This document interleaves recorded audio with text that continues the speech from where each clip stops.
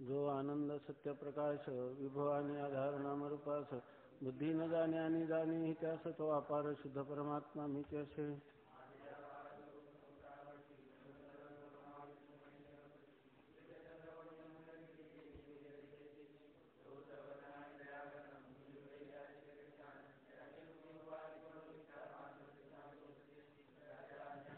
जगत जसा दोरीवरी सर्प दिसत परी दोरी डाळीना सर्प जगत ते स्वतंत्र आणि स्वयंब्रह्म मी त्याचे पुण्यपुरुषी सदैव निष्काम बोध प्राप्ती कारणे भजावा राम तुम्ही त्या आत्माप्त काम तरी नमन कोणा करावे म्या.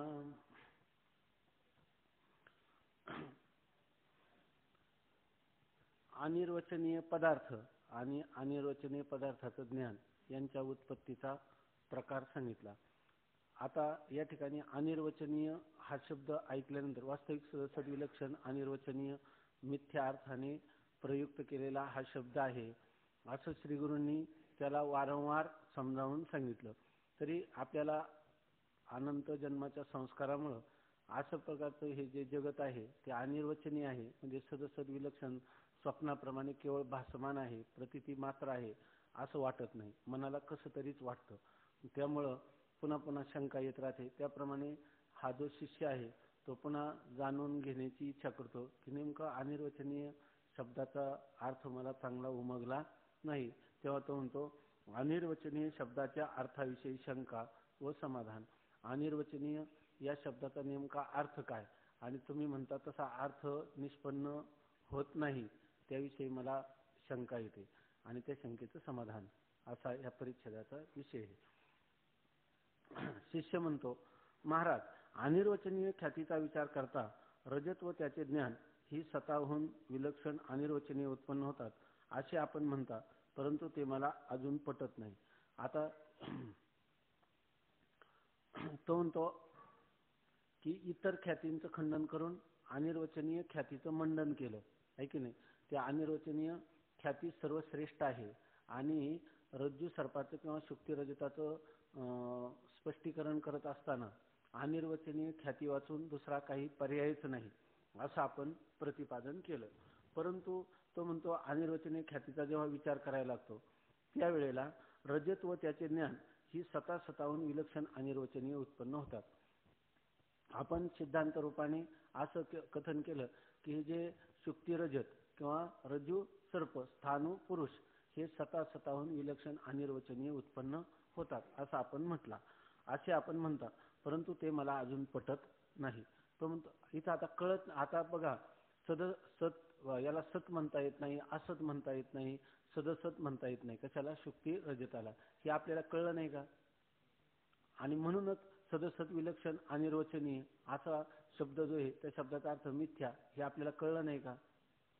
तो कळलं नाही असं नाही म्हणत, मला तुमच्या म्हणण्याचा अर्थ कळला नाही असं म्हणत नाही, तो म्हणतो पटत नाही, आहे का नाही. कळला परंतु हे काही माझ्या बुद्धीला पटत नाही.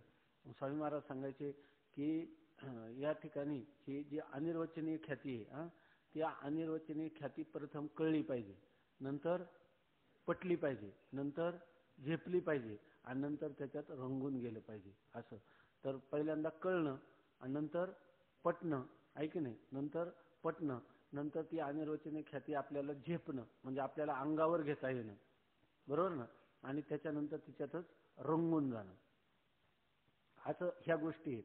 तर त्याच्यासाठी स्वामी महाराज सांगायचे की कळण्यासाठी थोडं पुण्य असलं तरी कळतं, कळायला काही विशेष पुण्य नाही, पण कळण्यापेक्षा पटण्यासाठी काय करावं लागतं, विशेष पुण्य लागतं. आणि त्याच्यापेक्षा ते झेपणं, ते आपल्या अनुभवात येण्यासाठी अधिक पुण्य लागतं.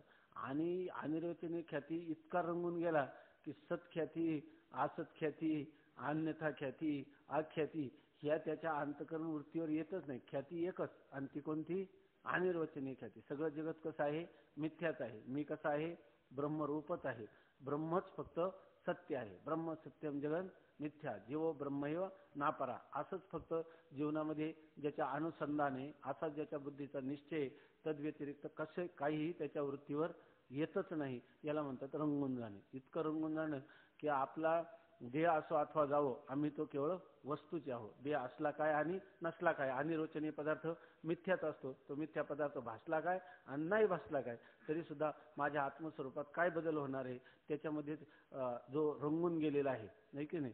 असा जसा एखादा विषयी मनुष्य त्या विषयात इतका रंगून जातो की त्याचा देहाचं सुद्धा बलिदान करतो, त्याला रंगणं म्हणतात.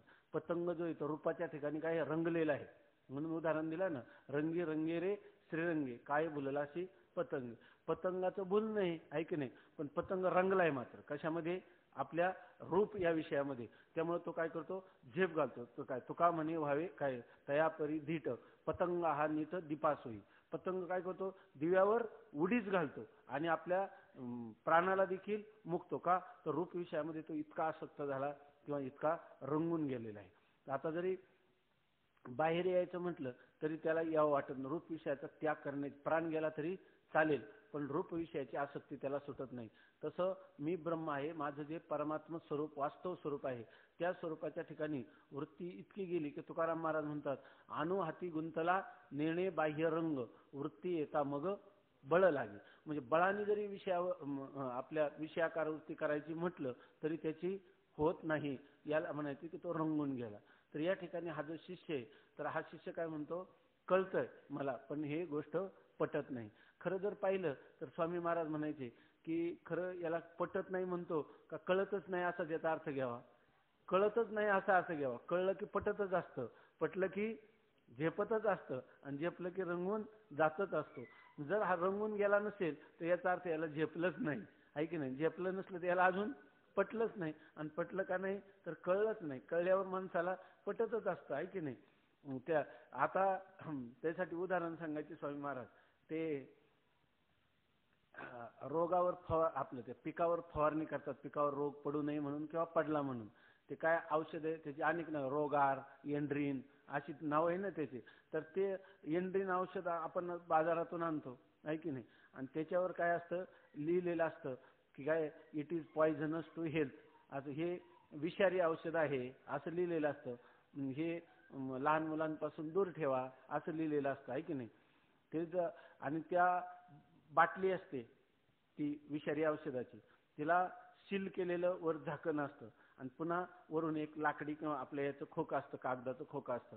आपण बाजारातून ते औषध विकत आणतो आणि नंतर आपल्याला जेवण करायचं असतं, आहे की नाही, आणि आपण ते काय फक्त वाचतो, आहे की नाही. It is dangerous to health, it is poisonous असं आपण वाचतो. हे विषारी आहे, हे प्रकृतीला घातक आहे असं आपण वाचतो, आणि नंतर आपल्याला जेवण करायचं असतं. वास्तविक आपण त्या हातात दररोजही आपण हात धुतो, पण त्या दिवशी साबण लावून 2 वेळा हात धुतो.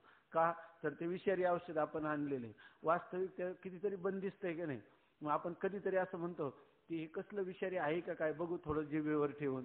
असं नाही, उलट त्याला हात न लावता सुद्धा आपण हात चांगला धुतो, दुरूनच त्याचा त्याग करतो. त्याप्रमाणे का तर आपल्याला कळलेलं आहे की नाही. नुसतं कळलं तरी आपण त्याला हात सुद्धा लावतो. जर आपल्याला विषय हे दुःखरूप आहे, आगा विषाचे कांदे वाटवणी, तयाचा रस घे जे पिळवणी, तया नामा अमृत ठेवणी, जैसे अमर होणे, तैशी संसार काय सुखाची कहाणी, ऐकी जेल कवनाच्या श्रवणी, कैसे सुखाची सुखनिद्रा अंथरुणी इंगळाच्या. असं जर आपल्याला ज्ञानेश्वर महाराजांची वचनं खऱ्या अर्थाने जर कळली तर आपण त्या संसारामध्ये पुन्हा संसार दुःखामध्ये प्रवृत्त होऊ का. ज्या अर्थी प्रवृत्त होतो त्या अर्थी ती वचनं कळली असा अर्थ होतो का. हा, कळली असाच अर्थ होत नाही. कळली तर पटली तर मनुष्य त्याच्यापासून दूरच राहील की नाही, तो अंगावरच घेईल की नाही. आणि परमात्मा आनंद रूप आहे आणि त्याच्या अतिरिक्त आनंद कुठंच नाही असं जर त्याला कळलं तर तो मनुष्य कधीतरी परमानंदाला सोडील का. कधीच सोडणार नाही. ते जर परमानंद स्वरूप आहे, तो निरतिशय आनंद रूप माझं स्वरूप आहे, तर विषयाच्या दारात मी कशाला भीक मागायला जाऊ. विषयाच्या दारात जाणारच नाही. तो पुन्हा पुन्हा त्याची वृत्ती कुठं जाईल, परमात्मा स्वरूपाच्या ठिकाणी स्थिर होईल. अशी खरी स्थिती आहे. म्हणून हा जरी म्हणत असला मला पटत नाही का, याला खरं कळतच नाही. हा, कळत नाही. त्याला काय वाटतं की आपली जी बुद्धी आहे ना, कळत नाही म्हणलं तर माणसाला कमीपणा वाटतो. त्याच्यापेक्षा एक वेगळी पद्धत आहे, कळलं पण मला पटतच नाही, आहे की नाही. असं म्हणजे याचा अर्थ बाबा आमची बुद्धी जी आहे ती बुद्धी आमची चांगलीच आहे. माणसाचं एक मनोविज्ञान आहे. मनामध्ये सूक्ष्म प्रकारचं असं सदोष मन जेव्हा असतं तेव्हा ते काहीतरी निर्वाह करत असतं, आपल्या दोषावर आच्छादन पांघरून घालत असतं. त्याच्यामधला हा प्रकार आहे. आता जर खरंच जर त्याला कळलं तर ऐकी नाही तर त्याला पटायला काय हरकत आहे का याच्यामध्ये. तेव्हा तो शिष्य म्हणतो, महाराज अनिर्वचनीय ख्यातीचा विचार करता रजत व त्याचे ज्ञान ही स्वतःहून विलक्षण अनिर्वचनीय उत्पन्न होतात असे आपण म्हणता, परंतु ते मला अजून पटत नाही. कारण त्याचं कारण सांगताना तो काय करतो, शब्दच्छल करतो. कारण आता त्याला दुसरं पटत नाही म्हणतो ना, पटत नाही म्हणतो, परंतु त्याच्या ठिकाणी त्यांना जेव्हा दूषण द्यायचं तेव्हा दूषण कशाच्या दृष्टीने देतो, ते जे काही शिकलेलं आहे, जे शब्दाची त्यांनी त्या शब्दाच्या अर्थाची केलेली जी कल्पना आहे ती कल्पना त्यांच्या पुढे तो मांडतो. तो काय म्हणतो की तुम्ही रजत आणि रजत ज्ञान ही काय होतात, अनिर्वचनीय उत्पन्न होतात असं तुम्ही सांगितलं, पण मला ते पटत नाही. कारण का पटत नाही, कारण स्वतःहून विलक्षण ते असत म्हटले पाहिजे व असताहून विलक्षण ते सतत म्हटले पाहिजे. जे स्वतःहून तुम्ही काय म्हणता, सदसद विलक्षण असा तुमचा शब्द प्रयोग आहे. स्वतःहून विलक्षण म्हणजे स्वतःच्या जे विरोधी आहे की नाही, विरोधी असं ज्याचं स्वरूप आहे. सत शब्द जर आपल्याला शाळेमध्ये दिला की विरोधी शब्दाचा अर्थ लिहा, तर सत शब्दाचा विरोधी अर्थ काय लिहू आपण, असत. आणि जर असत शब्द दिला आणि विरोधी अर्थाचा शब्द लिहा असं जर म्हटलं तर आपण कोणता शब्द देऊ, सत लिहू. म्हणजे स्वतःहून जे विलक्षण ते असत म्हटलं पाहिजे आणि असताहून विलक्षण ते सत म्हटलं पाहिजे. असताहून विलक्षण ते सतत म्हटले पाहिजे. आपण म्हणता की स्वतःहून विलक्षण आहे पण असत नाही. तुम्ही काय म्हणता, स्वतःहून विलक्षण आहे पण असत नाही, आणि असताहून विलक्षण आहे पण सत नाही. असताहून विलक्षण आहे तर त्याला सत म्हणायला पाहिजे, स्वतःहून विलक्षण आहे तर त्याला असत म्हणायला पाहिजे, आहे की नाही. किंवा फारच झालं तर काय म्हणायला पाहिजे, तुमचा जो पदार्थ आहे जगत रूप पदार्थ तो कसा आहे, सदसत आहे, सत पण आहे आणि असत पण आहे असं म्हणावं. तर तुम्ही कोणतंच आम्हाला कुठंच बोलू दिलं नाही. स्वतःहून विलक्षण असत म्हटलं तर म्हणतात असत नाही, असताहून विलक्षण सत म्हटलं तर नाही. बरं, सत आणि असत दोन्ही म्हणावं ते तर तुम्ही कबूलच करत नाही. कारण का, सत आणि असत हे दोन परस्पर विरोधी धर्म एकाच काली एकाच ठिकाणी राहू शकत नाही. त्यामुळे त्या परमात्मा जगताला सत आणि असत असं दोन्ही म्हणता येत नाही असं तुमचं म्हणणं आहे. परंतु हे जे म्हणणं आहे हे म्हणणं कसं चमत्कारिक दिसते असं तो म्हणतो. हे एक अद्भुतच आहे तुमचा प्रकार की जगताचं निर्वचन करताना ते कसं आहे, आम्ही काय करतो, या रज्जूवर भासलेल्या सर्पाचं स्पष्टीकरण करतो. आणि चांगलं सर्प काय स्पष्टीकरण आहे, तो सर्प कसा आहे, सदसद विलक्षण आहे. आम्ही असत ख्यातिवादींनी जेव्हा मंडन केलं, असत ख्यातिवाद्यांनी जेव्हा स्पष्टीकरण केलं तर तुम्ही मान्य केलं नाही, असत ख्यातीचं खंडन केलं. बरं, आम्ही म्हणलं सत ख्याती, तर त्याचंही तुम्ही काय केलं, खंडन.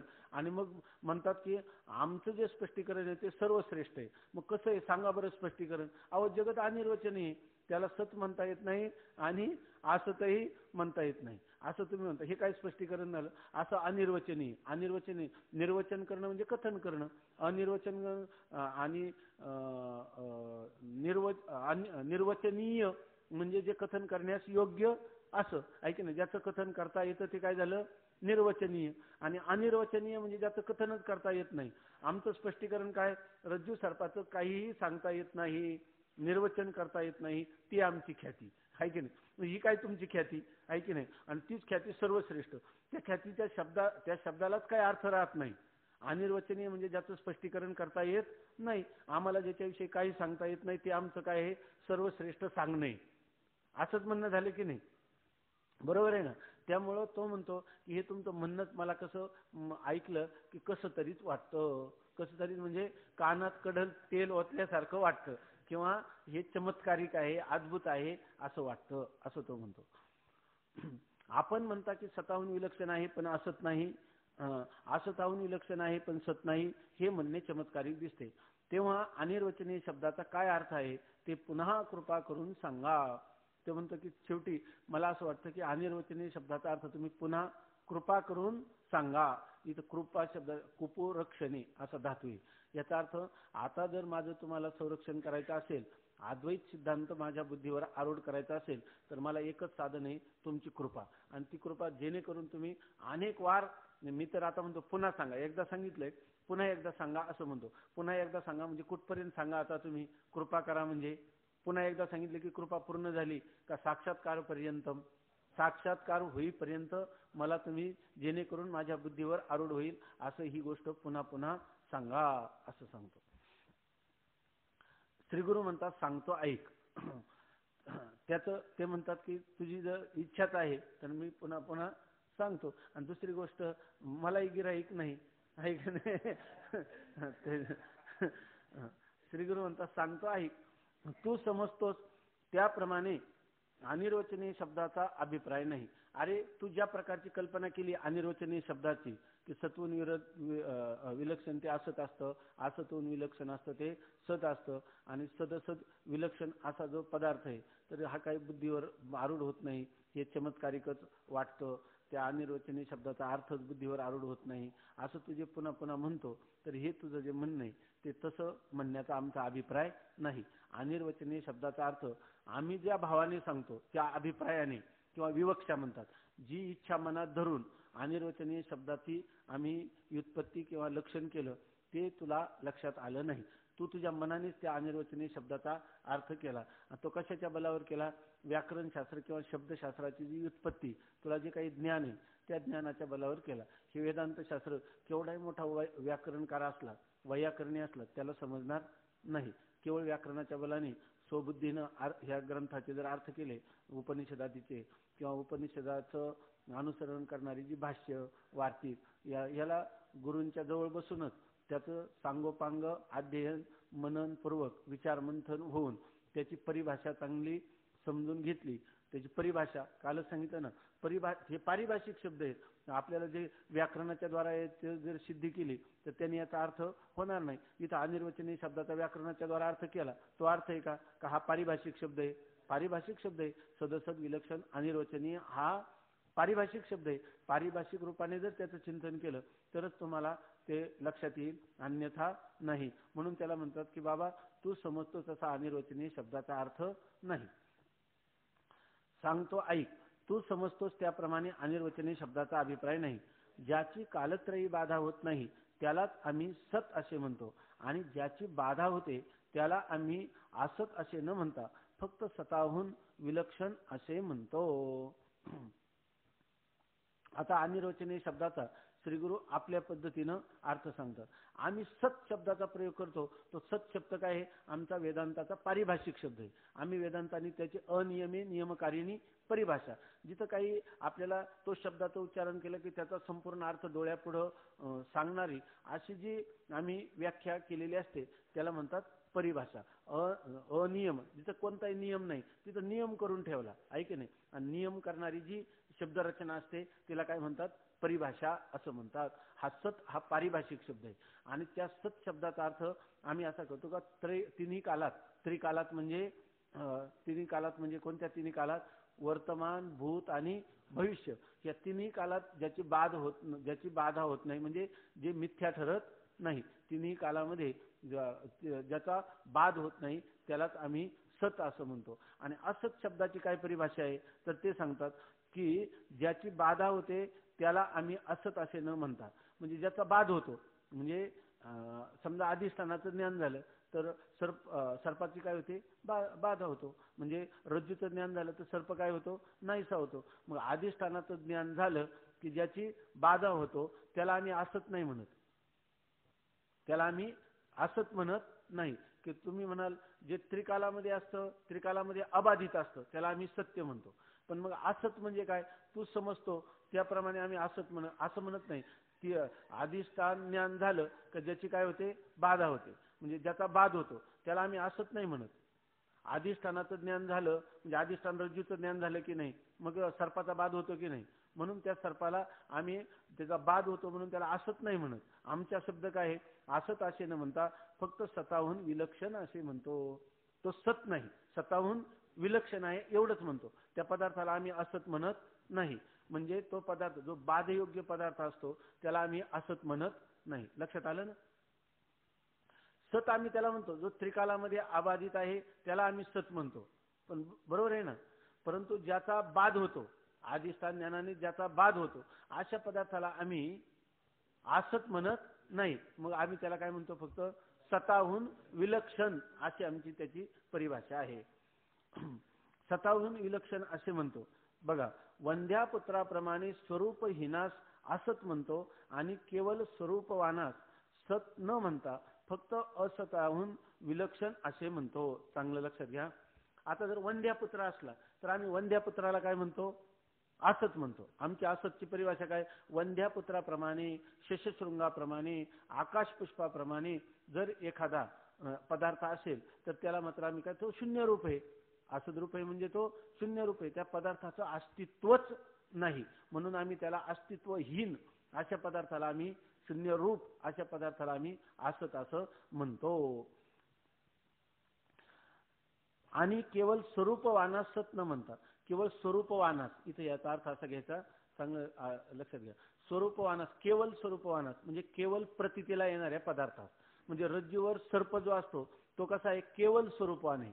केवळ स्वरूपवान म्हणजे प्रतीती मात्र आहे. अगोदर त्या रज्जूवर सर्प होता का? सर्पज्ञान होण्याच्या पूर्वी. आणि रज्जू ज्ञान झाल्यानंतर आहे का? नाही. मध्ये आहे का? नाही. प्रतीतीला येतो का? येतो. का आल्याशिवाय राहतच नाही. मग त्याला सत्ता नाही असं म्हणता येईल का? कारण जर पदार्थाची प्रतीती आली तर याचाच अर्थ काय येतो? पदार्थ असल्याशिवाय पदार्थ उत्पन्न होणाऱ्या पदार्थाचीच प्रतीती येते. अनुत्पन्न पदार्थाची अप्रतीती असते, म्हणजे प्रतीती येत नाही. आणि रज्जूवर सर्पाची प्रतीती येते की नाही? मग प्रतीती मात्र एवढंच जे स्वरूप आहे त्याला म्हणायचं केवळ स्वरूपवानास. स्वरूपवानास, बरोबर ना कैलास महाराज? केवळ स्वरूपवान म्हणजे केवळ प्रतीती मात्र सत्ता असणारा जो पदार्थ आहे त्याला मात्र आम्ही काय म्हणतो? अनिर्वचनीय असं म्हणतो. किंवा त्याला काय आम्ही म्हणतो?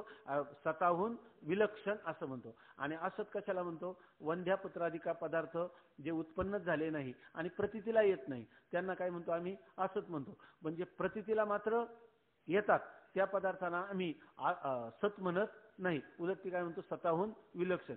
असतही म्हणत नाही आणि सतही म्हणत नाही. स्वतःहून विलक्षण असं केवळ स्वरूपवानास म्हणजे केवळ प्रतीती मात्र ज्यांची सत्ता आहे त्यांना आम्ही काय म्हणतो? केवळ प्रतीती मात्र सत्ता. त्रिकाला बाधित सत्ता आहे त्यांना आम्ही सत म्हणतो. आणि केवळ प्रतीती मात्र सत्ता आहे त्यांना आम्ही स्वतःहून विलक्षण असं म्हणतो.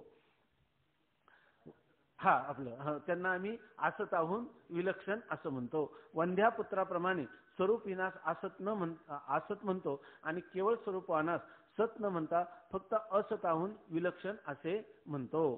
सर्पही रज्जू ज्ञानाने बाधित आहे म्हणून स्वतःहून विलक्षण आणि रूपवान आहे म्हणून असताहून विलक्षण. अशा रीतीने रज्जू सर्प किंवा शुक्ती रजत ही स्वतःहून विलक्षण अनिर्वचनीय आहेत. बघा कसं स्पष्टीकरण केलं त्यांनी. सर्प रज्जू ज्ञानाने बाधित आहे म्हणून स्वतःहून विलक्षण. आता जो सर्प आहे तो रज्जू ज्ञान झालं तर तो राहतो का सर्प? नाही. म्हणजे सर्प हा रज्जू ज्ञानाने काय आहे? बाधित आहे. रज्जूचं ज्ञान झालं का सर्प काय होतो? बाधित. म्हणून तो कशावरून विलक्षण आहे? स्वतःहून विलक्षण आहे. रज्जू ज्ञानाने सर्प बाधित आहे म्हणून स्वतःहून विलक्षण आणि रूपवान आहे म्हणून असताहून विलक्षण. आणि त्याला केवळ स्वरूप आहे की नाही? केवळ स्वरूप आहे म्हणजे प्रतीती येते. प्रतीती मात्र स्वरूप आहे त्या पदार्थाला आम्ही काय म्हणतो? असताहून विलक्षण. स्वतःहून विलक्षण का म्हणतो? रज्जू ज्ञानाने त्याचा बाध होतो म्हणून तो स्वतःहून विलक्षण आहे. असताहून विलक्षण का म्हणतो? प्रतीती येते म्हणून त्याला असताहून विलक्षण असं म्हणतो. म्हणून असताहून विलक्षण अशा रीतीने सर्प, रज्जू सर्प किंवा शुक्ती रजत ही स्वतःहून विलक्षण अनिर्वचनीय आहेत. त्या अनिर्वचनीय पदाचा अर्थ मला कळला नाही किंवा पटला नाही असं तो म्हणत होता. त्याचं उत्तर काय झालं तर रज्जू सर्प, शुक्ती रजत, स्थाणू पुरुष ही सर्व काय आहेत? सत म्हणता येत नाही. कारण काय? अधिष्ठान ज्ञानाने बाध होतो. असत का म्हणता येत नाही? कारण प्रतीती येते म्हणून असत म्हणता येत नाही. म्हणजे त्याचा अर्थ ती स्वतःहून विलक्षण अनिर्वचनीय आहेत. आता वास्तविक मागं जे सांगितलं तेच आता सांगितलं, काय वेगळं सांगितलं? तेच सांगितलं, फक्त त्याचा थोडा विस्तार करून सांगितलं. काय विस्तार सांगितला? त्याला सत का म्हणता येत नाही आणि असत का म्हणता येत नाही म्हणून स्वतःहूनही विलक्षण आणि असताहूनही विलक्षण असा त्या अनिर्वचनीय पदाचा किंवा शब्दाचा अर्थ सिद्धांतांना अभिप्रेत आहे एवढं समजावून सांगितलं.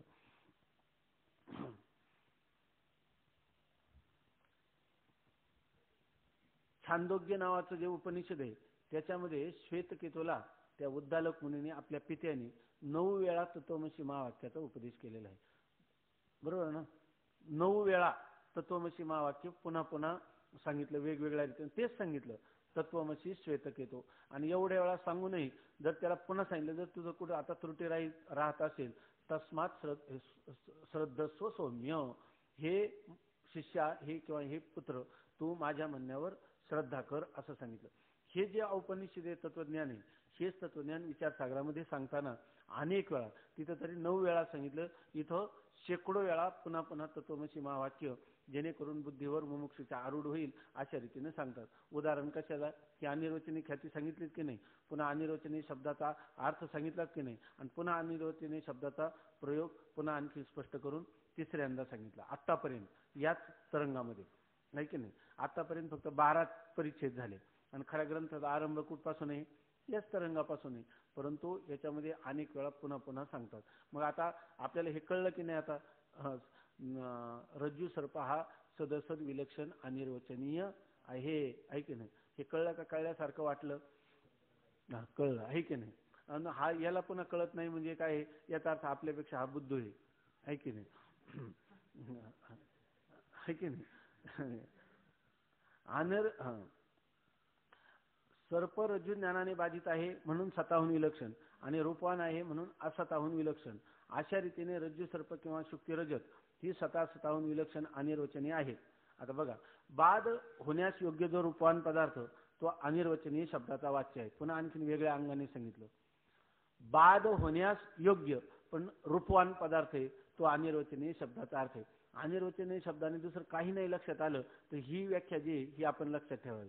त्या पदार्थाचा काय होतो, अधिष्ठान ज्ञानाने बाध होतो, म्हणजे आजचा पदार्थ बाध होण्याला काय आहे योग्य. कशाने बाध होईल, त्याचा अधिष्ठान ज्ञानाने त्याचा बाध होईल, म्हणजे तो बाध होण्याला योग्य आहे. आणखीन पुन्हा काय, त्याला रूपवान पदार्थ आहे, रज्जूवर भासणारा सर्प रूपवान आहे की नाही, आणि अधिष्ठान ज्ञानाने बाधित होण्याला योग्य आहे की नाही, मग त्यालाच काय म्हणायचं, अनिर्वचनीय. व्याख्या जरी आपल्या लक्षात म्हणजे आपल्याला कंठस्थ झाली नाही तरी साधारण अनिर्वचनीय शब्द आला की काय लक्षात घ्यायचं, की रूपवान असला पाहिजे आणि बाध होण्याला योग्य असला पाहिजे. का व्याख्या पण लक्षात राहिली, असं चिंतन केलं व्याख्या पण झालीच ना ती. त्याच्यामध्ये बाध होण्याला योग्य आणि रूपवान जो असेल त्याला काय म्हणायचं, अनिर्वचनीय. अनिर्वचनीय शब्दाचा वाच्य आहे, आणि अनिर्वचनीय शब्दाचा थोडक्यात अर्थ त्याच्यापेक्षा पुन्हा काय करतात, एकदम अनिर्वचनीय शब्दाचा थोडक्यात अर्थ काय, बाध योग्य आहे की नाही, बाध होण्याला योग्य. म्हणजे बाध होण्याला योग्य म्हणजे ज्याचा अर्थ बाध करतो म्हणजे त्याला अगोदर काहीतरी रूप होतच की नाही, आहे की नाही. बाध तुम्ही म्हणाल, आता इथं रूपवान नाही म्हटलं, रूपवान बाध झाला त्याचाच अर्थ तो सर्प काय होता, अगोदर रूपवान होता, तरच बाध योग्य झाला ना. मग बाध योग्य म्हणलं म्हणजे त्याच्यात रूपवानाचा काय झाला, अंतर्भाव झाला. म्हणजे व्याख्या काय झाली पुन्हा, बाध होण्याचे योग्य आणि रूपवान किंवा प्रतिती मात्र सत्ता ज्याची असते तो पदार्थ काय आहे, अनिर्वचनीय आहे. अनिर्वचनीय शब्दाचा अर्थ काय झाला, बाध योग्य असा अर्थ झाला. अनिर्वचनीय शब्दाचा अर्थ बाध योग्य असा आहे. तो हे यथार्थ समजले म्हणजे तुझे समाधान होईल. आता आपल्याला असं वाटतं की हा ग्रंथ सुद्धा समाप्त झाला, हे यथार्थ समजलं तर आपल्याला समजलं की नाही, आता अनिर्वचनीय शब्दाबद्दल काही शंका राहिली का, कोणतीही शंका राहिली नाही, आणि ते म्हणजे आता तुझं समाधान होईल. परंतु तो जो शिष्य आहे त्याचं समाधान झालं नाही. आता त्याच्या पुढं काय आले, पुन्हा सत्ख्यातिमत जे आहे ना, ते सत्ख्यातिमत त्याच्या पुढे आलं. सत्ख्यातिमत कोणाचं आहे, रामानुजाचार्यांचं आहे की नाही. आणि त्यांच्या दृष्टीनं रज्जूवर भासलेला सर्प कसा आहे, सत्य आहे की नाही. दोन्ही काय आहे, आणि सत्य आहे तर मग तो ज्या वेळेला आपल्याला रज्जूचं ज्ञान होतं त्यावेळेला सर्पाचा बाध होतो की नाही. आणि मग तो सत्य कसं काय म्हणता तुम्ही. त्याचे अवयव कुठं असतात, सर्वम द्रव्यम पंचभौतिकम, त्याचे अवयव कुठं राहतात, पंचमहाभूतामध्ये असतात. जेव्हा सर्प भासतो तेव्हा ते काय आहे, व्यक्त रूपाने, नंतर काय आहे, अव्यक्त रूपाने. तो आहे तो खरा आहे, तो सर्प कसा आहे, सत्यच आहे की नाही. आणि रज्जू सुद्धा काय आहे, सत्यच आहे. का सगळं सत्य आहे. माया पण, माया ही परमात्म्याची काय उपाधी का विशेषण आहे, त्यांच्या दृष्टीनं विशेषण आहे. विशेषण विशेषाला सोडून कधीच राहत नाही. माया ब्रह्माला सोडून कधीच राहत नाही. ब्रह्म आहे विशेष आणि माया आहे विशेषण, दोन्ही मिळून ब्रह्म कसं झालं, विशिष्ट ब्रह्म. ब्रह्म विशिष्ट ब्रह्म मानणाऱ्याचं काय म्हणायचं, विशिष्टाद्वैत. आहे की नाही, विशिष्टाद्वैत. ब्रह्म कसं आहे अद्वैत, पण कसं आहे विशिष्ट. माया विशिष्ट, तर तो संप्रदाय कोणता आहे, माया विशिष्ट अद्वैत मानणारा, त्याला काय म्हणायचं, विशिष्टाद्वैत. बरोबर ना, विशिष्टाद्वैत. त्यांची ख्याती कोणती आहे, त्यांची ख्याती सत्ख्याती. आहे की नाही. आता ह्या शिष्याला जी शंका आली, ती शंका सत्ख्याती मताचं जे प्रामाण्य आहे त्याविषयी तो करतो. सत्ख्यातीच्या प्रामाण्याविषयी शंका व समाधान. शिष्य म्हणतो, सर्व ख्यातींचा विचार केला तर असताची प्रतीती होत नाही, सर्पाची होते, म्हणून असत ख्याती बरोबर नाही. आता पाठीमागे सांगितलं ना, सर्व ख्यात्यांचं वारंवार चिंतन केलं पाहिजे. वारंवार चिंतन का केलं पाहिजे, त्या ख्याती कशा चुकीच्या आहेत हे कळण्यासाठी. माऊलींनी लिहिलं, काय ओळी आठवते का, जर आपण एखादा घास घेतला आणि त्याच्यामध्ये जर खडा असेल तर खडा टाकलाच पाहिजे की नाही, त्यासाठी जिभेने वारंवार काय हालचाल करून खडा निवडून बाहेर टाकलाच पाहिजे. तसं ऐक नाही, कारण का आपल्याला जे सारभूत अन्न आहे ते योग्य रीतीने आपल्या मुखाच्या द्वारा आपल्या उदरात प्रविष्ट झालं पाहिजे. तसं अनिर्वचनीय ख्याती ही आपल्या बुद्धीवर आरूढ होण्यासाठी तिच्या विरोधी असणारी जी मतं आहेत ना, ती मतं त्याज्य कशी आहेत हे कळण्यासाठी काय हरळू फेडा वाची की माऊलीने त्याज्य ते त्याजावया लागी.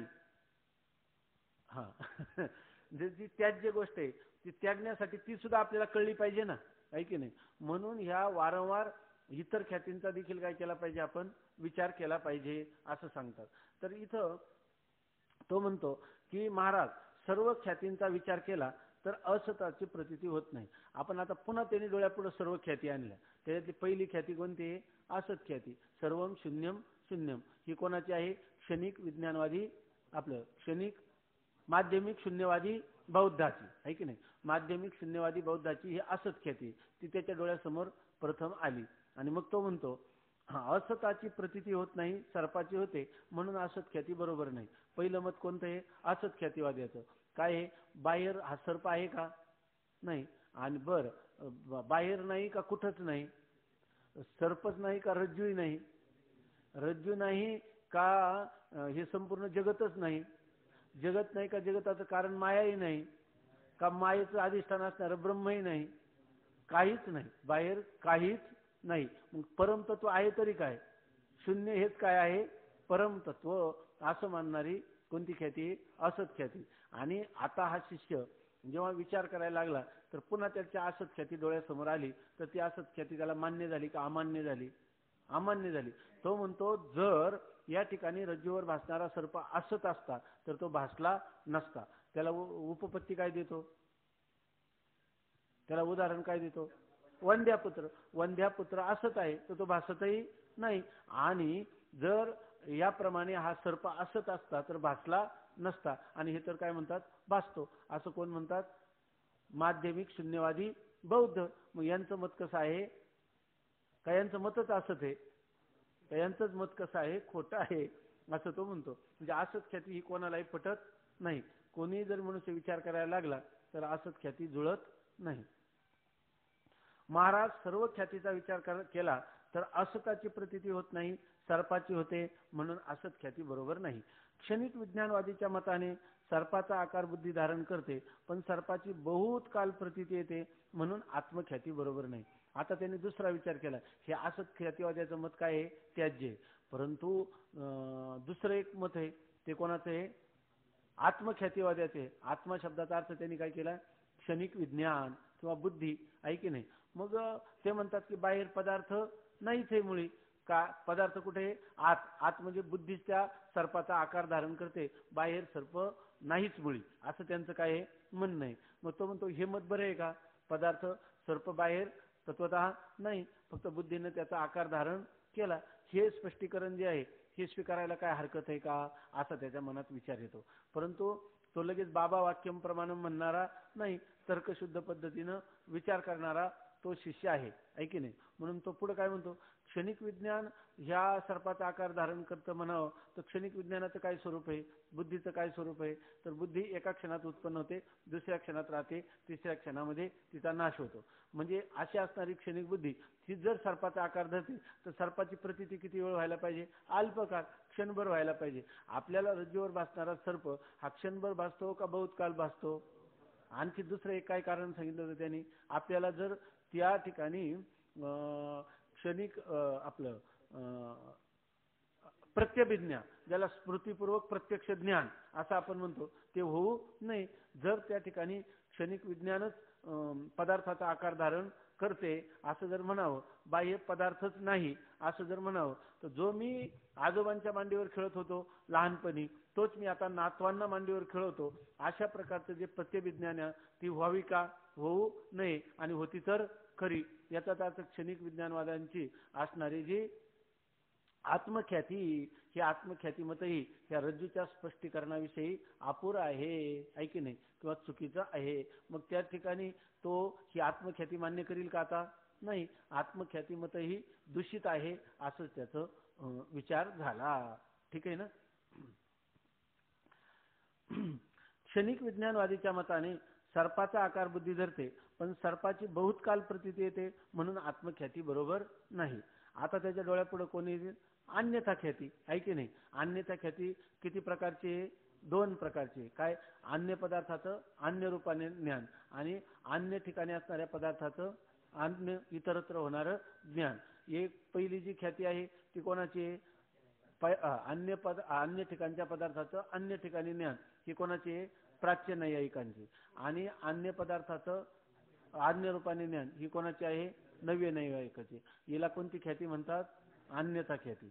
ही आहे कोणाची, न्याय आणि वैशेषिकांची ना.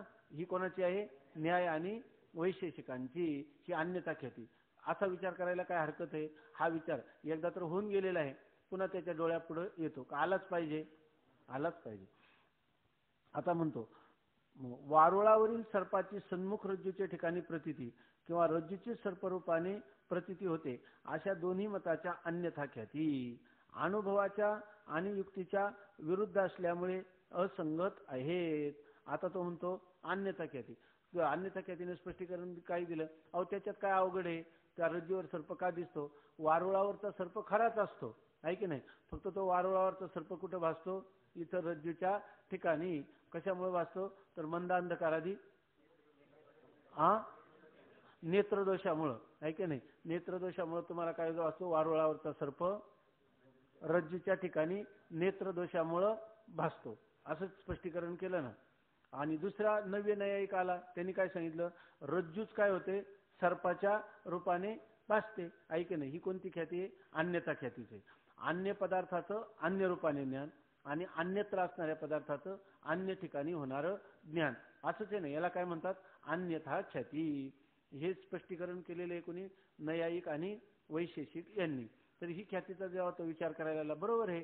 जर रज्जूवर सर्प कसा भासला, अहो वारुळावर सत्य सर्प आहे आणि तो सर्प काय झाला, इथं भासला. कशामुळे भासला, नेत्र दोषामुळे भासला. असं जेव्हा स्पष्टीकरण करतो तेव्हा तो थोडा अंतर्मुख होऊन विचार करतो, हे म्हणतात खरं, परंतु हे खरं आहे की नाही, याविषयी त्याला काय वाटलं, त्याच्या मनात कोणता विचार आला. जर वारुळावरचा सर्प इथं दिसतो, बरोबर आहे ना, वारुळावरचा सर्प जर या ठिकाणी रज्जूवर दिसतो, तर वारुळ तर दूर आहे की नाही, आणि तो सर्प कसा आहे, पुन्हा सत्य आहे. मग जर तिथं वारुळ एकटंच आहे का, आणि त्या वारुळावर एकटा सर्पच आहे का, तिथं काही झाडी गवत काय आहे की नाही दुसरं, मग ते पण इथं दिसायला पाहिजे नाही. एकटा सर्प कसा दिसतो आहे की नाही, याचा अर्थ हे मत काही बरोबर नाही. दुसरी गोष्ट कशामुळे दिसतो तर म्हणे नेत्रदोषामुळे आहे की नाही. अहो चांगले डोळे असताना भिंतीच्या पलीकडचं दिसत नाही, आणि नेत्रामध्ये दोष झाला आणि वारुळावरचा सर्प इथं दिसायला लागला, हे बोलणं काही सुसंगत वाटत नाही. म्हणून ही अन्यथा ख्याती काही बरोबर नाही. मग तो म्हणतो जाऊ द्या, प्राच्य न्यायिकांची अन्यथा ख्याती मत जे आहे तर ते दूषणावह आहे. असं कसं होईल की भिंतीच्या पलीकडचं चांगल्या डोळ्याला दिसत नाही आणि वारुळावरचा सर्प दूषित डोळ्यांना आहे का नाही, ज्याच्या ठिकाणी नेत्र दोष आहे त्याला दिसायला लागला, हे म्हणणं काही पटत नाही. मग हे जे म्हणतात या ठिकाणी रज्जूच सर्पाच्या रूपाने भासली असं जे म्हणतात, आणि त्या ठिकाणी त्याच्यामध्ये सर्प सत्य आहे का असत्य आहे त्यांच्या दृष्टीनं? सत्यच आहे, सत्यच आहे. फक्त काय होतं, रज्जू सत्यच आहे, पण सत्य असणारी रज्जू सत्य सर्प रूपाने भासली, अन्य पदार्थ अन्य रूपाने भासला, अशी अन्यथा ख्याती कोणाची? नव्य नैयायिकांची. आणि ह्या ख्यातीविषयी तो विचार करायला लागला तर ही ख्याती त्याला काय पटत नाही. का पटत नाही? अन्य पदार्थ, अहो जसा पदार्थ असतो तसंच ज्ञान होतं ना. या ठिकाणी जेव्हा सर्पाचं ज्ञान होतं त्या तिथं काय मानला पाहिजे? सर्पच मानला पाहिजे. रज्जूचं सर्परूपाने कसं ज्ञान होईल? आहे की नाही? जसं आपण जर डोंगर आणि डोंगराचं मोरीच्या रूपाने कसं ज्ञान होईल? जसा पदार्थ असेल तसंच ज्ञान होणार. हा काय सामान्य रूपाने सगळ्यांना मान्य करावा लागेल अशा प्रकारचा नियम आहे, किंवा हा सगळ्यांचा काय आहे? अनुभव आहे. अनुभवाचा आपलाप करता येत नाही. म्हणून ही युक्तीच्या आणि अनुभवाच्या विरुद्ध आहे. कोणती ख्याती? अन्यथा ख्याती. ती नव्य नैयायिकांची का प्राच्य नैयायिकांची का दोघांची? दोघांची पण विरुद्ध आहे. आहे की नाही? मग आता अन्यथा ख्याती मत तरी याला पटलं का? अन्यथा ख्याती मतही पटलं नाही. वारुळावरील सर्पाची सन्मुख रज्जूच्या ठिकाणी प्रतीती किंवा रज्जूची सर्परूपाने प्रतीती अशा दोन्ही मताच्या अन्यथा ख्याती अनुभवाच्या आणि युक्तीच्या विरुद्ध असल्यामुळे असंगत आहेत. याविषयी त्याचा विचार झाला तर आतापर्यंत, आहे की नाही, हा विचार होण्यासाठी काय पाहिजे? त्या ठिकाणी चांगल्या प्रकारची झोप घेतली पाहिजे. आहे की नाही? म्हणजे चांगल्या प्रकाराने आपल्याला समजतं. काय हरकत नाही. तरी सुद्धा आता एक नवीन संशोधन झाले. मनोविज्ञान कधी सांगितलं असेल की असं झालं की लहान मुलं जे आहेत ना, लहान मुलं, तर त्यांना जर संस्कार करायचे असतील किंवा ज्या मनुष्याचं एखाद्या विषयी पाठांतर करायचं, आपल्याला ज्याचं पाठांतर करायचं, तर त्यांनी असे प्रयोग केले ह्या मनोवैज्ञानिकांनी, दोन्ही शास्त्रज्ञ आणि मनोवैज्ञानिक यांनी दोघांनी मिळून असा प्रयोग केला की जर आपण एखादा विषय पाठ करायचा, आज दिवसभर आपण घोकलं तरी पाठ होत नाही, तर आपण जेव्हा झोपेत असतो, आपल्याकडे बघा वेदांतामध्ये काय, समाधीमध्ये आणि सुषुप्ती अवस्थेमध्ये देखील वृत्ती मानलेली, म्हणजे वृत्ती असते. आपण स्पष्टीकरण करतो का वृत्ती कारणामध्ये लीन होते, कुठं सुषुप्तीमध्ये, वृत्ती अधिष्ठानामध्ये लीन होते, कुठं समाधीमध्ये, पण वृत्ती असते त्यावेळेला वृत्ती मानलेली. तर जर आपण शांतपणे गाढ झोपलेला असलो आणि पहाटे जर ज्या गोष्ट आपल्याला पाठ करायची तिचा जर आवाज आपल्या भोवती, म्हणजे ते ध्वनी जर आपले म्हणजे स्वर्गात टेप म्हणा किंवा दुसऱ्या कोणी म्हणणं, तर ते म्हटलं तर आपलं जागृती नंतर लवकर पाठ होतं. वास्तविक त्यावेळेला आपण म्हणाल की वृत्ती तर कारणात लीन झाली, पण त्या वृत्ती मानली याचा अर्थ वृत्तीच्या ठिकाणी दुसरे कोणतेही संस्कार नसल्यामुळं, त्यावेळेला दुसरा विक्षेप नसल्यामुळं ती लवकर ग्रहण करते आणि जाग झाल्यावर मनुष्याला लवकर आठवते.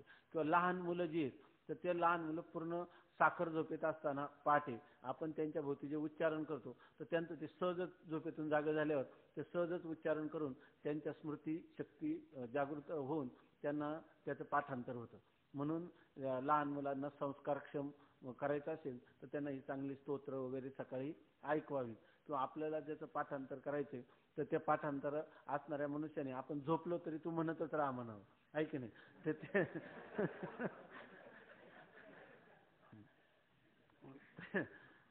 तर आता हे झालं कोणती? असत ख्याती. असत ख्याती झाली. दुसरी आत्मख्याती, तिसरी अन्यथा ख्याती, आहे की नाही. आणि चौथी कोणाची ख्याती आहे? अख्याती. अख्याती कोणाची आहे? सांख्य आणि प्रभाकर मीमांसक यांची अख्याती. कोणते? स्मृतिज्ञान, बरोबर ना. या ठिकाणी आपल्याला काय होतं, सर्पांश स्मृती होते आणि इदम रूपाने त्या रज्जूचं काय होतं, सामान्य प्रत्यक्ष. आणि ही दोन्ही ज्ञान जी आहेत त्या दोन्ही ज्ञानांचा विवेक न झाल्यामुळं दोन्ही ज्ञान मिळून एकच ज्ञान भासतं. असं त्यांनी, हा सर्प आहे असं आपल्याला ज्ञान होतं, असं त्यांनी केलेलं काय आहे, स्पष्टीकरण, आहे की नाही. ते स्पष्टीकरण तरी याला भावलं का, याला पटलं का? नाही. कारण तो म्हणतो एका वेळेला वृत्ती काय होते, एकाच आकार धारण करते, त्यामुळं दोन्ही ज्ञान एक समयाला होणार नाही, असं म्हणून त्यांनी काय केलं, अख्यातीवादाचं, म्हणजे कोण हे अख्यातीवादी जे आहेत ते प्रभाकर मीमांसक आणि सांख्य, तर ते कसे चिद्वादी आहे ना, चैतन्य मानणारे, चैतन्यामध्ये विषयी भाव मानणारे कोण आहेत? विषयी भाव मानणारे प्रभाकर मीमांसक आहे. चिद्वादी दोघे आहे, पण विषय विषय भाव मानणारे कोण आहेत?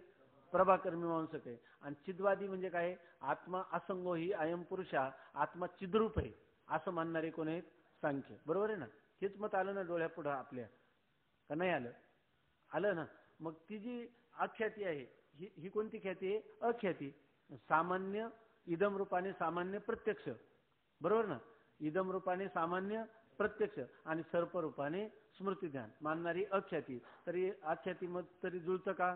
नाही. हे मतही विसंगत आहे. म्हणजे अख्यातीविषयी सुद्धा याला हे मत सुद्धा पटलं नाही, आहे की नाही? मग याने आतापर्यंत 4 ख्यात्यांचा काय केला? अस्वीकार, अनंगीकार केला. आता पुढे बोलतो तो. वारुळावरील सर्पाची सन्मुख रज्जूच्या ठिकाणी प्रतीती किंवा रज्जूची सर्परूपाने प्रतीती होते, अशा दोन्ही मताच्या अन्यथा ख्याती अनुभवाच्या आणि युक्तीच्या विरुद्ध असल्यामुळे असंगत आहेत. सर्पांशा स्मृती मानणे हे भयकंपादी पुढील व्यवहाराशी जमत नाही. स्मृती ज्ञान म्हणलं तर एखाद्या पदार्थाची स्मृती झाली आणि भयकंप झाले, असं कधी होईल का? नाही. पण रज्जूवर सर्प जेव्हा भासतो तेव्हा भयकंप होतात की नाही? मग त्याला स्मृती ज्ञानाने भयकंप होतात आणि ते ज्ञान स्मृती ज्ञान आहे असं म्हणता येईल का? नाही. म्हणजे ही संगती त्यांची योग्य नाही. कोणाची? अख्याती मताची संगती योग्य नाही असं तो म्हणतो. सर्पांशा स्मृती मानणे हे भयकंपादी पुढील व्यवहाराशी जमत नाही, म्हणून अख्याती बरोबर नाही. आता बघा, त्या 4 ख्यातीचं त्याच्या मतानेच काय झालं? निराकरण झालं. हे त्याला मान्यच नाही. आता पुढं मात्र त्याचं म्हणणं आहे की आता सत्ख्याती आणि अनिर्वचनीय ख्याती यात मंदांधकारादी दोष आणि सर्पाची उत्पत्ती ही सारखीच मानतात. आता बघा, एखाद्या माणसाला एखादं गृहीत कृत्य त्याला असलं की तो दुसऱ्याचं मत जे आहे ना त्याला म्हणतो तुझं बरोबर आहे, तुझं माझं एकच आहे. वास्तविक त्याच्यात अंतर असतं जमीन आणि आसमानाचं. पण हा काय म्हणतो? जसं तुमचं आहे तसंच आमचं, काय फरक नाही. आम्ही अनिर्वचनीय ख्याती म्हणतो, त्याला तुम्ही काय म्हणता? सत्ख्याती म्हणता. पण आपलं दोघांचं एकच आहे. फक्त थोडासा कुठं काही मतभेद असेल तर तो आपण मिटवून टाकू असं तो म्हणतो त्यांना. ह्याच्यामध्ये तो त्याच्याशी समन्वय करण्याचा प्रयत्न करतो, पण याचा समन्वय सुद्धा कसा आहे? चुकीचा आहे. आणि तो सिद्धांत त्याच्या अंगलट येणार आहे. याची आहे अनिर्वचनीय ख्याती आणि त्याची आहे सत्ख्याती. याच्या दृष्टीने पदार्थ कसे सताहून आणि असताहून विलक्षण आहे. आणि सत्ख्यातीवाद्याच्या मताने सगळे पदार्थ काय आहेत? सत्यच आहेत, म्हणजे त्रिकाला बाधित आहेत असं त्याचं काय आहे म्हणणं. म्हणजे दोन्ही काही एक होणार नाही. परंतु हा जो शिष्य आहे याला मुळातच ही सत्ख्याती मत जे आहे ना, तर हे सत्ख्याती मत स्वीकारावं असं वाटतं. या अनिर्वचनीय पदार्थ स्वीकारायचा म्हणजे अजून 7 तरंगापर्यंत उठारेटा करावा लागेल. जर सत्ख्याती मत स्वीकारलं आणि सत्ख्यातीन तुमची अनिर्वचनीय ख्याती एकच आहे असं जर म्हटलं तर आपलं काय होईल? मोठे कष्ट चुकतील. म्हणून तो या ठिकाणी गुरुजींना समन्वय सांगण्याचा स्वतः स्वबुद्धीनं प्रयत्न करतो. आता सत्ख्याती आणि अनिर्वचनीय ख्याती यात मंदांधकारादी दोष आणि सर्पाची उत्पत्ती ही सारखीच मानतात. आता तो राहिला कोणाचा आपल्याला हे करायचंय? आता चिंतन करायचा विषय कोणता राहिलाय? फक्त सत्ख्याती आणि तुमची स्वतःची असणारी अनिर्वचनीय ख्याती. आणि एक दर्शनकार राहिले कोणते? सत्ख्यातीवादी. ते कोण आहेत? रामानुजाचार्य. तर त्यांच्यामध्ये तुम्हाला रज्जूवर सर्प कसा भासला तर तुम्ही काय म्हणता? मंदांधकारामुळे. आणि सत्ख्यातीवाद्यांना विचारलं तर रज्जूवर सर्प कसा भासला तर ते काय सांगतात? मंदांधकार हे त्याला एक कारण आहे. म्हणजे हे मानतात की नाही? बरं, ते सांगतात की सर्प त्या ठिकाणी उत्पन्न झाला. सत्ख्यातीवादी पण सांगतात. कारण काय आहे? ते पंचमहाभूतात असणारे जे सर्पाचे सगळे जे अवयव होते ते त्या ठिकाणी काय झाले? फक्त अभियुक्त सर्परूपाने काय झाले? परिणाम पावले, आहे की नाही? सर्परूपाने त्या पंचमहाभूतात असणाऱ्या त्यांच्या अवयवांचा काय झाला? परिणाम झाला असं सत्ख्यातीवादी मानतात, आहे की नाही? म्हणजे याचा अर्थ ते जे रज्जूवर झालेला सर्प तो उत्पन्न झाला असं तुम्ही मानता की नाही? कोण? आपलं सत्ख्यातीवादी मानतात. आणि तुम्हाला जर विचारलं तर रज्जूवर भासणारा जो सर्प आहे तो उत्पन्न झाला असंच तुम्ही मानता की नाही? तुमच्याही सिद्धांतात काय? कोणताही पदार्थ प्रतीतीला येतो तो उत्पन्न झाल्याशिवाय येत नाही. बरं, आताच आज पाठीमागं तुम्हाला विचारलं आम्ही सर्प आणि अनिर्वचनीय पदार्थाची उत्पत्ती. किती गोड बरं तुम्ही त्याचं स्पष्टीकरण सांगितलं, आहे की नाही? रज्जूचं सामान्य रूपाने ज्ञान आणि विशेष रूपाने अज्ञान. ते अज्ञान त्रिगुणात्मक, आहे की नाही? आम्ही तर नुसतं अनिर्वचनीय पदार्थाची उत्पत्ती विचारली होती, तुम्ही तेवढे सांगून राहिले नाही. तर पदार्थ आणि पदार्थ ज्ञानाची रीती तुम्ही सांगितली, आहे की नाही? अनिर्वचनीय पदार्थाची उत्पत्ती कशी आणि अनिर्वचनीय पदार्थाचं ज्ञान कसं उत्पन्न होतं यासाठी तुम्ही सांगितलं की अज्ञान हे त्रिगुणात्मक आहे. आणि काय होतं की रज्जूचं इदम रूपाने सामान्य ज्ञान आणि विशेष रूपाने अज्ञान, आणि ते अज्ञान त्रिगुणात्मक, आणि त्या त्रिगुण अज्ञानाचा होतो क्षोभ किंवा त्याच्यामध्ये होतो विकार किंवा त्या अज्ञानाचा होतो परिणाम, आहे की नाही. अज्ञान हे त्याचं काय आहे, उपादान कारण. आणि मग होतं काय, तर त्या अज्ञानामध्ये असणाऱ्या 3 गुणापैकी अज्ञानाच्या सत्वगुणाचा परिणाम रज्जुज्ञान, आणि आपलं सर्पज्ञान, आणि अज्ञानाच्या तमोगुणाचा परिणाम सर्प, असं स्पष्टीकरण सांगितलं. याचा अर्थ सर्पतीचं उत्पन्न होतो असं तुम्ही मानलं की नाही. सत्ख्यातीवाद्यामध्ये सर्प उत्पन्न होतो असंच मानलं. अनिर्वचनीय ख्यातीमध्ये सर्प उत्पन्न होतो असंच मानलं. आणखी दुसरं काय वैशिष्ट्य, हा मंद अंधकार नावाच्या दोषामुळं रज्जूवर सर्प भासतो, हेही मत आपल्या दोघांचं सारखंच आहे. आणि सर्प उत्पन्न होतो हेही मत दोघांचं काय आहे, सारखंच आहे. त्याच सत्ख्यातीवादी सर्प सत्य मानतात आणि वेदांती अनिर्वचनीय म्हणजे मिथ्या मानतात. फरक काय आहे, दोषही सारखाच आहे, उत्पत्ती दोघं मानतात. फक्त काय म्हणतात, रज्जूवर भासणारा सर्प मिथ्या आहे असं अनिर्वचनीय ख्यातीवादी म्हणतात, आणि तो सर्प सत्य आहे असं सत्ख्यातीवादी म्हणतात. म्हणजे आता याच्यामध्ये काय सारखेपणा आहे का? हा, तो म्हणतो फक्त एवढाच दोष आहे. फक्त म्हणजे काय आहे, खूप मोठा दोष आहे ह्याच्यामध्ये. एवढाच काय तो फरक, तो म्हणतो एवढाच फरक आहे. एक सत्य मानतं आणि एक काय म्हणतं, मिथ्या मानतं, एवढाच फरक आहे. सर्प प्रतीची व्यवस्था दोन्ही मतात सारखीच लागते, पण सर्पाच्या प्रतीची व्यवस्था मात्र दोन्ही मतात सारखीच लागते. म्हणजे दोन्ही पदार्थ उत्पन्न होतात आणि मंदांधकारामुळं त्या ठिकाणी त्याचा भास होतो असं दोघे मानतात. फरक तो एवढाच आहे, एक काय म्हणतो सत्य आहे आणि एक म्हणतो अनिर्वचनीय. एवढाच काय तो फरक. सर्प प्रतीची व्यवस्था दोन्ही मतात सारखीच लागते. मग सर्पास मिथ्या मानण्यापेक्षा सत्य मानणे बरे असे मला वाटते. मग तो म्हणतो फक्त आता तुम्ही एकच आग्रह सोडून द्या, तुम्ही जे मिथ्या म्हणता ना तर म्हणून टाका सत्य म्हणून असं तो म्हणतो. म्हणून चुकत असेल तर चूक कोठे होत आहे ते कृपा करून मला सांगा. त्याच्या मनात खरं तर त्याला वाटतं की आता यांनी चूक म्हणूच नाही, पण काय करतो, शिष्यस्ते हम शादी माम तो हम प्रपन्नम, शिष्य होऊन बसलाय, त्यामुळे तो म्हणत नाही की मी सर्वज्ञ आहे.